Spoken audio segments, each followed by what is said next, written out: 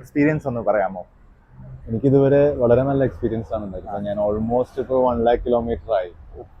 അപ്പം എൻ്റെ ഒരു എക്സ്പീരിയൻസ് വെച്ചിട്ട് ഞാൻ ആദ്യത്തെ ടയർ ഫസ്റ്റ് റീപ്ലേസ് ചെയ്തത് 50,000. അത് കഴിഞ്ഞിട്ട് ഇതുവരെ ഞാൻ റീപ്ലേസ് ചെയ്തിട്ടില്ല. അതാണ് ടയറിന്റെ ഗുണം കൊണ്ടാണോ വണ്ടിയുടെ ഗുണം കൊണ്ടാണോ എന്ന് എനിക്കറിയില്ല. വേറെ ഒന്ന്, ഞാൻ G350 ആണ് യൂസ് ചെയ്യുന്നത്. ഡെയിലി യൂസിനാണെങ്കിലും അല്ലെങ്കിൽ ലോങ് ഡ്രൈവിനാണെന്നുണ്ടെങ്കിലും നല്ല കംഫർട്ടാണ്.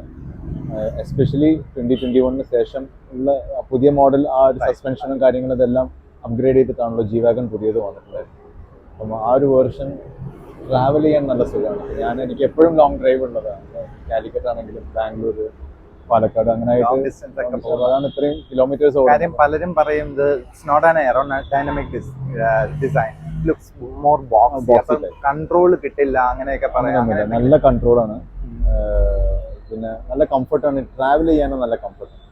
പ്രത്യേകിച്ച് ബാക്ക് സീറ്റിൽ പണ്ടത്തെ ഒരു ഇതിൽ ഭയങ്കര ജെർക്കിങ്ങും കാര്യങ്ങളൊക്കെ പറയുന്നുണ്ടായിരുന്നു. പക്ഷെ ഈ വണ്ടിക്ക് അങ്ങനെയില്ല, നല്ല ഇതാണ്. നേരെ മറിച്ച് G360 ആകുമ്പോൾ നമുക്ക് കുറച്ച് മെയിൻ്റനൻസ് കോസ്റ്റ് കാര്യങ്ങൾ കൂടുതൽ കമ്പാരിറ്റീവ്ലി ഒരു ജർമ്മൻ കാർസിന് വരുന്ന അതേ മെയിൻ്റനൻസ് G350 വരാറുള്ളൂ. എൻ്റെ ഒരു എക്സ്പീരിയൻസ് ആണ് അങ്ങനെയാണ്. ബാക്കിയുള്ളവർക്ക് എങ്ങനെയാണെന്ന് എനിക്കറിയില്ല. I am very happy with G-Wagon. Happy motoring.